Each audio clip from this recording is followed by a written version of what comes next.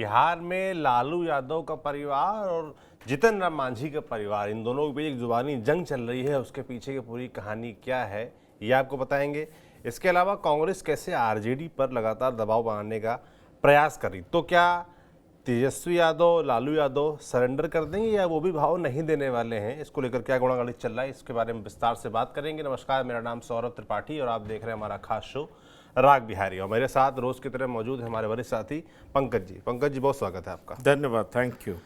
ये दो परिवारों का झगड़ा चल रहा है और परिवारों का झगड़ा भी दो बहुओं के बीच अब आ गया है, साफ तौर पर दिख रहा है। दीपा मांझी तो लगातार बोली रही थी, अभी कुछ दिन पहले मैंने हम लोगों को बताया भी था, तेज प्रताप यादव के खिलाफ उन्होंने बोला था और उनके जो लाइसेंस जो दिखा रहे थे कि वो लड़ना चाहते हैं पाकिस्तान के खिलाफ, बॉर्डर पर जाकर जहाज उड़ाना चाहते हैं, तो उसको भी फर्जी बता दिया था।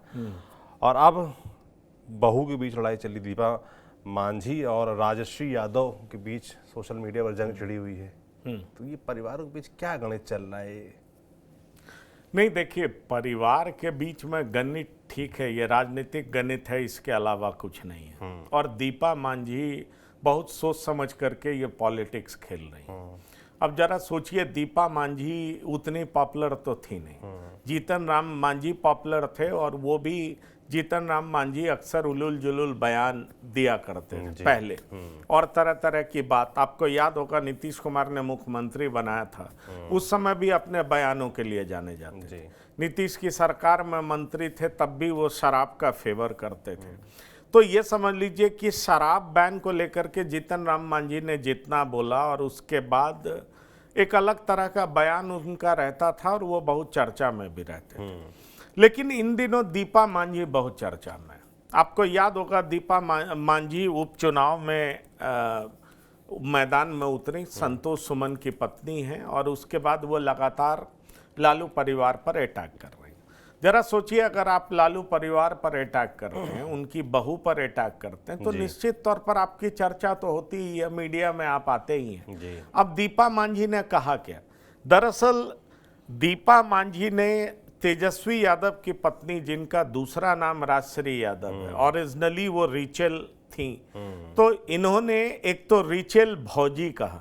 बिहार में भाभी को भौजी बोला जाता है, बहुत लोकल लैंग्वेज में लोग भौजी बोलते हैं बहुत सारे जिलों में।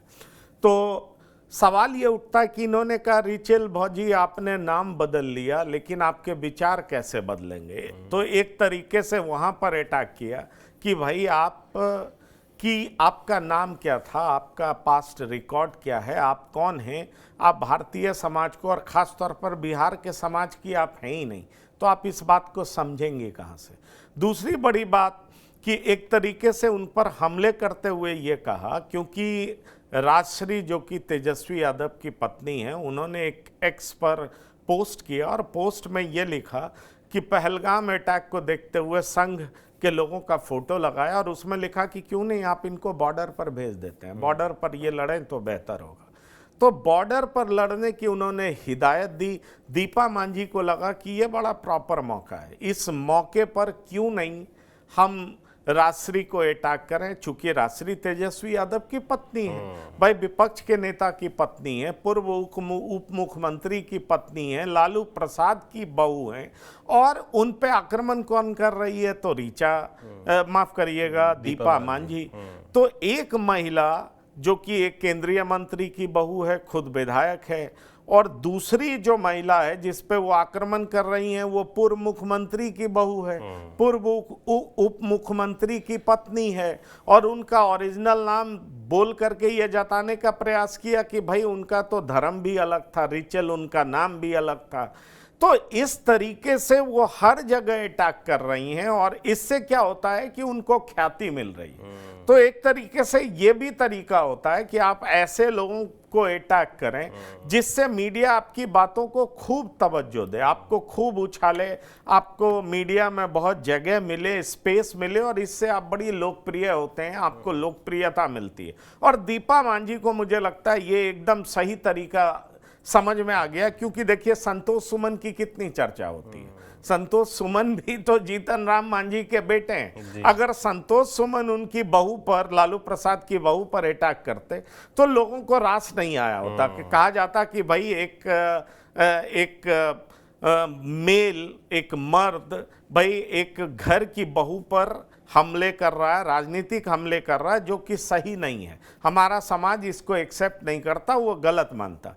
लेकिन भाई एक केंद्रीय मंत्री की बहू जब लालू प्रसाद की बहू पर अटैक कर रही हैं, और खास तौर पर दीपा मांझी जो कि अब विधायक भी हो चुकी हैं, तो वो अटैक करके एक तीर से दो निशाने साध रही हैं, 3 निशाने कह लीजिए या कई निशाने कह लीजिए। एक तो ये कि उनको ख्याति मिल रही है, प्रसिद्धि। दूसरा वो कि वो लालू प्रसाद की बहू को अटैक कर रही हैं। तीसरा ये कि अभी आने वाला विधानसभा चुनाव है, माहौल गर्म होगा, लालू के खिलाफ कैंपेन करना है। ये एनडीए का हिस्सा है, एनडीए का मजबूत हिस्सा है। अगर ये चर्चा करती हैं तो इनका अपना वोट बैंक मजबूत होता है, और काफ़ी चर्चा होगी कि भाई जीतन राम मांझी की बहू ने लालू प्रसाद की बहू को रगड़ दिया, इस तरह की भी चर्चा होगी। तो आप अपने कंस्टिट्यूएंसी को कैसे एड्रेस करते हैं, अपने लोगों में जोश का संचार कैसे करते हैं, ये इस बात पर भी निर्भर करता है कि आप प्रहार किस पर कर रहे हैं। इसीलिए आप देखे होइएगा कि कुछ दिन पहले तेज प्रताप यादव ने एयरफोर्स का ड्रेस पहन लिया और उसके बाद पायलट का ड्रेस पहन लिया, और उन्होंने मोदी जी से अपील कर डाली कि क्यों नहीं हमें विमान उड़ाने की परमिशन दी जाए, क्योंकि मेरे पास भी ये ट्रेनिंग है, पायलट की ट्रेनिंग है। और उसके बाद मैं भी देश की सेवा करना चाहता हूँ, पाकिस्तान को घुटने पर लाना चाहता हूँ। और तब भी दीपा मांझी जो कि जीतन राम मांझी की बहू हैं, उनको एक मौका मिल गया, अपॉर्चुनिटी मिल गई। उन्होंने जिस तरीके से तेज प्रताप यादव पर अटैक किया और उनको जो शब्द यूज किया, मगही यूज किया, सोचिए मगही यूज करने के पीछे मकसद क्या है। जीतन राम मांझी का जो भी वोट बैंक है, जनाधार है, वो मगध में। जीतन राम मांझी गया से आते हैं। अब उन्होंने अपनी भाषा में लिखा तेजू भैया। बर बोलेपन का तो आपको आदत है, आप पहले भी बोलते रहे हैं, लेकिन ये जो आप अपना डिग्री दिखा रहे हैं, ये तो फर्जी डिग्री है। तो एक तरीके से तेज प्रताप पर अटैक करके, लालू प्रसाद की बहू पर अटैक करके, लालू परिवार पर अटैक करके दीपा मांझी खूब ख्याति बटोर रही हैं। और शायद यही वजह कि हम आप इसको लेकर के चर्चा करने भी बैठे हैं। तो बिहार में आने वाला समय चुनाव का है, और आपको इस तरह की बातें बहुत दिखाई पड़ेंगी। आप वो भी याद करिए, जब दीपा मांझी ने ये कहा था और संतोष सुमन ने, जीतन राम मांझी ने, जब तेजस्वी यादव ने ये बात कही कि भाई ये जो लवनी में क्या होता है, एक पासी समाज है जो कि वहाँ उसका काम होता है, ट्रेडिशनल धंधा है, ट्रेडिशनल आप कह लीजिए व्यापार है, कि वो तार के पेड़ से ताड़ी निकालता है और वो ताड़ी बेचता है। ताड़ी के बारे में कहा जाता है, जिसको नीर भी कहते हैं, कहा जाता है सूर्योदय से पहले पिएं तो वो जबरदस्त दवा है, और सूर्योदय के बाद अगर आप पिएंगे तो उसमें बहुत ज्यादा नशा है। अब बहुत सारे लोग उसको पीते हैं, उसका सेवन करते हैं। बिहार में उस पर भी बैन है। तो तेजस्वी यादव ने कहा कि मेरी सरकार आएगी तो मैं इस पर बैन हटा दूंगा, क्योंकि कई लोगों का रोजी रोजगार छिन गया है। तो उस पर जीतन राम मांझी को लगा कि ये तो हमारे वोट बैंक पर हमला है। और ये कौन कह रहा है? ये वो शख्स कह रहा है जब 16 महीने सरकार में था, उससे पहले जब सरकार में था तो बैन लगवाने में इन्वॉल्व था, कई पेड़ कटवाने में इन्वॉल्व था, और अभी लवनी लेकर के राजनीतिक नाटक कर रहा है कि मेरी सरकार आई तो मैं इस पर से बैन हटा दूंगा। तो समझ लीजिए कि तेजस्वी यादव हर समाज में जा रहे हैं, A to Z की पार्टी बनाने का प्रयास कर रहे हैं, और उस प्रयास में तेजस्वी यादव अपना वोट बैंक बढ़ाने का प्रयास कर रहे हैं। क्योंकि तेजस्वी यादव का कंस्ट्रेंट क्या है? तेजस्वी यादव का कंस्ट्रेंट है कि उनका वोट बैंक माई में सीमित रह जाता है। इस बार तेजस्वी यादव का प्रयास है कि इससे आगे बढ़ा जाए, और इससे आगे बढ़ा जाए तो वो कई जाति को साधने का प्रयास कर रहे हैं। लोकसभा चुनाव में आपने देखा कुशवाहा को साधने का उन्होंने प्रयास किया, सफल भी रहे, अभी और उसमें सफल भी रहे। अभी देखिए विधानसभा चुनाव में वो कई जाति को साधने का प्रयास कर रहे हैं। कई सारे ऐसे मुद्दे हैं उसको भुनाने का प्रयास कर रहे हैं। उन्होंने महिलाओं के लिए एक राशि का अनाउंसमेंट भी पहले से कर दिया और इसलिए अब उनकी पार्टी में ये भी कॉन्फिडेंस बढ़ा है कि महिलाएं अब आरजेडी को वोट देंगी। तो दरअसल ये सारे ऐसे मुद्दे हैं जिसको लेकर के तेजस्वी यादव मैदान में उतर रहे हैं। और जीतन राम मांझी कहते हैं कि तेजस्वी यादव जो हैं वो सबसे बड़े क्या हैं, तो राजनीतिक सामंत हैं। तो राजनीतिक सामंत हैं तो आप समझ लीजिए कि ऐसा कहकर के जीतन राम मांझी भी खूब सुर्खियां बटोरते हैं, दीपा मांझी भी खूब सुर्खियां बटोरते हैं और उसके बाद क्या होता है कि उनकी चर्चा होती है। और दरअसल चुनाव आ रहा है तो आप ऐसा अक्सर सुनेंगे कि ये क्या हो रहा है, मतलब ये लगातार एक दूसरे पर शब्दवेदी बाण, किसकी बातें कितनी हिट हुई, किसकी बातें अपने समर्थकों के बीच में किस तरीके से रास आई, ये सब आपको दिखता रहेगा। और शायद यही प्रयास दीपा मांझी लगातार कर रही हैं और उसमें वो सफल होती हुई दिख रही हैं। बिल्कुल, एक बार आपको बयान पढ़ के बता देता हूँ जो उन्होंने बोला। दीपा मांझी ने कहा कि नाम बदल लेने से सोच नहीं बदल जाएगी। रिचल भौजी, जिस पर आप तंज कस रही हैं, उसी अभ्यास और संकल्प से निकले हाथों में आज देश न केवल सुरक्षित है, एक बार अपने ससुर जी से पूछ लीजिए। इन्हीं देशभक्तों ने उन्हें पिछले 2 दशकों से ज़्यादा जेल की सैर जो कराई है। तो इस तरीके से लालू यादव पर भी दीपा मांझी ने तंज कसा है और बहुरिया को भी आड़े हाथों लिया है। अब जाहिर सी बात है, चुनाव करीब है तो इस तरह की चीज़ें होती रहेंगी और इसके पीछे की कहानी और इसके मायने, राजनीतिक मायने क्या हैं, वो पंकज जी ने आपको समझाया। अब दूसरे मुद्दे पर चलते हैं। कांग्रेस पार्टी और आरजेडी के बीच जो लगातार हम देख रहे हैं, दिल्ली की जो नतीजों के बाद से ही रस्साकशी चल रही है, काफ़ी कुछ हो भी गया है, घटना तमाम घट भी चुकी है, पर फिलहाल कंडीशन क्या है? कांग्रेस क्या अभी दबाव बनाने की कोशिश में है, लगी हुई है? चल क्या रहा है कांग्रेस और आरजेडी के बीच में, और क्या लालू तेजस्वी तवज्जो दे रहे हैं? देखिए, आपको एक बात बताएं कि कांग्रेस के बारे में अगर आप अलग अलग नेताओं से बात करेंगे तो सबके पास अलग अलग परसेप्शन है और कई बार मैं भी कंफ्यूज हो जाता हूं कि कांग्रेस सोच क्या रही है।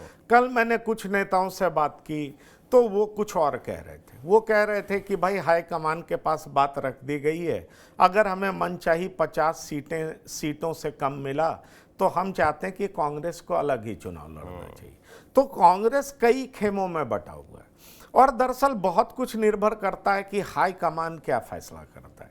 देखिए, अल्लाह वरू प्रभारी बन करके आए हैं और आज मेरी आरजेडी के कुछ नेताओं से बात हो रही थी। मैं आपको बताऊं, आरजेडी के नेता कह रहे थे कि नहीं, अल्लाह वरू कांग्रेस की एक अलग पहचान दिलाना चाहते हैं, पर अल्लाह वरू आरजेडी से अलग लड़ना नहीं चाहते। ये आरजेडी के कुछ नेताओं ने मुझे बताया, क्योंकि हो क्या रहा है कि आरजेडी की कई टोली अलग अलग विधानसभा में घूम रही है। 24 ग्रुप बना, 24 टीम बनी है और एक टीम 10 विधानसभा जाएगी। 243 विधानसभा है तो सबकी ड्यूटी बांध दी गई है कि 243 विधानसभा में घूमिए, अपने कार्यकर्ताओं से मिलिए, लोगों से मिलिए और बताइए कि आरजेडी का क्या कार्यक्रम है। तो मैं कई ऐसी टीम में जो लोग हैं उनको जानता हूं, उनसे मैं बात कर रहा था तो उनका कहना था कि नहीं, अल्लाह वरू चाहते हैं कांग्रेस की एक अलग पोजीशनिंग हो, लेकिन आरजेडी के साथ ही चुनाव लड़ें, आरजेडी से अलग चुनाव नहीं लड़ें। लेकिन आप शकील अहमद खां सरीखे नेता की बात करें तो वो चाहते हैं कि नहीं, हमें अलग चुनाव लड़ना चाहिए क्योंकि कांग्रेस का अब अपना वोट बैंक है। अब कल की बात आप सुने, जब राजेश राम प्रेस कॉन्फ्रेंस कर रहे थे और उसमें वो ये बात कह रहे थे कि भाई हमने हर विधानसभा क्षेत्र में क्यूआर कोड भेज दिया, फॉर्म में क्यूआर कोड है। अब ये एक तो डिजिटल तरीका है कि आप डिजिटल तरीका अपनाइए, चलिए ठीक है। अब उस क्यूआर कोड के जरिए आपको ये बताना है कि आप टिकट के दावेदार कैसे हैं। तो टिकट की दावेदारी के लिए एलिजिबिलिटी क्राइटेरिया क्या है, इस बात को समझिए, ये बड़ा इंटरेस्टिंग है। अब एलिजिबिलिटी क्राइटेरिया ये है कि क्या आपने 3000 घरों पर कांग्रेस का झंडा फहरवाया, ये एक क्राइटेरिया है। क्या हर बूथ पर आपने महिलाओं की एक टोली बनाई है, कम से कम 10 महिलाओं की टोली है क्या, ये एक क्राइटेरिया है। फेसबुक पे आपके 25,000 फॉलोअर्स हैं क्या, इंस्टा पे 15,000 फॉलोअर्स हैं क्या, हर पंचायत पर क्या आपका व्हाट्सएप ग्रुप एक्टिव है क्या, हर पंचायत से आप जुड़े हुए हैं क्या है।